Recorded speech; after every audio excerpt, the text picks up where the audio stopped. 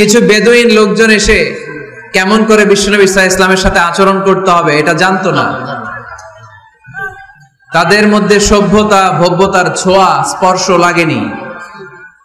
পরে আমরা নিজেরা নিজেদেরকে যেমনে ডাকি, তারাও এসে বিশ্বনবীকে এভাবে ডাকা শুরু করলো। কারো নাম যদি হয় আব্দুল্লাহ, আব্দুল্লাহর বন্ধু তারা ডাকবে এই আব্দুল্লাহ। কারো নাম যদি হয় করিম, তার বন্ধুটা ডাকে এই করিম। কারো নাম যদি হয় আবু বকর, তার বন্ধুটারে ডাকে এই আবু বকর। কিন্তু বিশ্বনবী সাল্লাল্লাহু আলাইহি ওয়াসাল্লামকে কি এই মুহাম্মদ এইভাবে ডাকা যাবে? না, ডাকা যাবে না। যদিও তিনি মানুষ, কিন্তু অসাধারণ মানুষ। যদিও তিনি নবী, তিনি মহানবী, তিনি সব নবীদের নবী, ঠিক কি না? As a father, as a teacher, as a commander, as a lawgiver, as a lawmaker, Muhammad is the superman of the world. সুবহানাল্লাহ পড়েন। আমার নবীর চাইতে শ্রেষ্ঠ কোন মানুষ গোটা বিশ্বে দ্বিতীয়টা হতে পারে না। আমার নবীর চাইতে the most trustworthy personality, বিশ্বস্ত মানুষ এই পৃথিবীতে হতে পারে না। সে কোন বন্ধু বলো বড় বিশ্বস্ত, সে কোন বন্ধু বলো বেশি বিশ্বস্ত, কার কাছে মন খুলে দেয়া যায়, কার কাছে প্রাণ খুলে দেয়া যায়, হওয়া যায় অতি আশ্বস্ত, তার নাম আহমদ বড় বিশ্বস্ত। সুবহানাল্লাহ বলেন। আল্লাহ শিখাতে চাইলেন এই বেদুইন লোকেরা সাবধান, যাকে তোমরা ডাকছো তিনি সাধারণ মানুষ নন। তাকে ইয়া মুহাম্মদ উখরুজ ইলাইনা, এ মুহাম্মদ এই ঘর থেকে বের হয়ে আসো, এমন করে বেয়াদবের মতো ডাকা যাবে না। বিশ্বনবী সাল্লাল্লাহু আলাইহি ওয়াসাল্লামকে ডাকতে হবে ইয়া নবী আল্লাহ, ওনাকে ডাকতে হবে ইয়া রাসূল আল্লাহ, ওনাকে ডাকতে হবে ইয়া হাবিব আল্লাহ, ঠিক কি না? শিষ্টাচার শিক্ষা দিলেন। আল্লাহ বুঝাতে চাইলেন তোমরা যদি অপেক্ষা করতে অনেক ভালো হতো। ওয়ালাউ আন্নাহুম সাবারু হাত্তা তাখরুজা ইলাইহিম লাকানা খায়রাল লাহুম। আল্লাহর হাবিব সাল্লাল্লাহু আলাইহি ওয়াসাল্লাম দুপুরের খাবার খেয়ে গড়াগড়ি করছিলেন, আল কাইলুলা, টসিং এন্ড টার্নিং, এপাশ ওপাশ করা। শীতকালে দুপুরের খাবার খেয়ে বিছানায় শুইলে আরাম আছে না নাই? এটাকে কাইলুলা বলে। আল্লাহর হাবিব সাল্লাল্লাহু আলাইহি ওয়াসাল্লাম যখন কাইলুলা করছিল, ঠিক তখন লোকগুলো ডাকতে আরম্ভ করলো ইয়া মুহাম্মদ উখরুজ ইলাইনা, এ মুহাম্মদ আসো।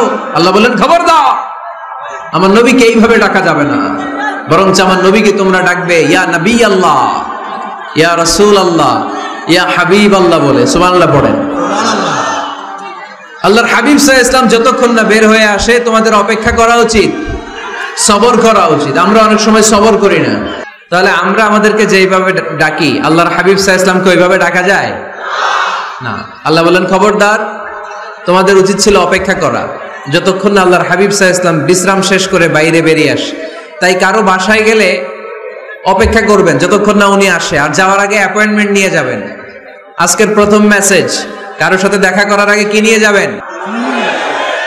অ্যাপয়েন্টমেন্ট নিয়ে যেতে হবে। অনেকে খালি অস্থিরতা করে, চেয়ারম্যান সাহেবের বাড়িতে গেছে, সিগনেচার লাগবে, যে অস্থির, আরে বেরোয় না কেন, চেয়ারম্যান সাহেব আসে না কেন, এতক্ষণ ধরে বসে আছে। এরকম বিরক্ত, খালি কমপ্লেইন করে, অভিযোগ করে, এরকম কিছু লোক আছে না নাই?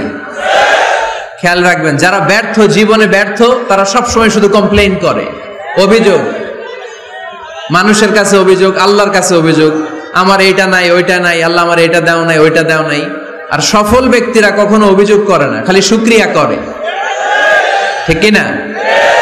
নাও the decision is yours, you wanna be successful or unsuccessful. আপনি সফল হতে চান না ব্যর্থ হতে চান? তাহলে সফল হলে সবসময় পড়তে হবে আলহামদুলিল্লাহ। কি পড়বেন? হুজুরের সাথে দেখা করতে গেছে, যে হুজুর আসে না কেন, কতক্ষণ ধরে বসে আছে। আরে হুজুরও মানুষ, হুজুরও অসুস্থ হয়, হুজুরেরও ফ্যামিলি আছে, হুজুরের ঘুমানো লাগে, হুজুর রোবট না। আমাদের যখন অ্যাপয়েন্টমেন্ট নেয় মেপে দেয়, হুজুর এই তো সহজ, আপনি এটা করে আসবেন, এরপরে হেলিকপ্টার রেডি, এরপরে ওইটাতে যাবেন, ওইখান থেকে হেলিকপ্টার রেডি। আমি রোবট। হুজুর কি রোবট? হুজুর তো মানুষ না। এগুলো করবেন না। ধৈর্য ধরতে শিখুন, একটু স্থির হন। স্টপ, অনেক হয়েছে, আর না। অস্থির জীবন আমরা চাই না।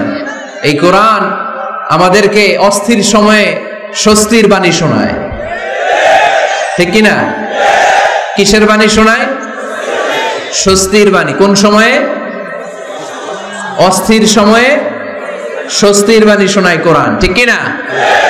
এজন্য আজকের প্রথম মেসেজ হচ্ছে, কারো বাসায় গেলে পারমিশন নিতে হবে। দরজার সামনে যে আগে সালাম দিবেন 3 বার। কয়বার? অনুমতি চাইবেন, অনুমতি দিলে ঢুকবেন, অনুমতি না দিলে বের হয়ে চলে আসবেন। পারা যাবে? এজন্য রব্বুল আলামিন বলেন, ইয়া আইয়ুহাল্লাযীনা আমানু লা তাদখুলু বুয়ুতান গায়রা বুয়ুতিকুম হাত্তা তাস্তানিসু ওয়া তুসাল্লিমু আলা আহলিহা যালিকুম খায়রুল লাকুম লাআল্লাকুম তাযাক্কারুন। সুবহানাল্লাহ পড়েন। আল্লাহ ডেকে বললেন, ও ঈমানদারেরা শোনো শোনো, তোমরা যখন অন্য কারো বাড়িতে যাবে, খবরদার অনুমতি না নিয়ে, সালাম না দিয়ে ঘরে ঢুকে যেও না। দরজার সামনে দাঁড়িয়ে থাকো।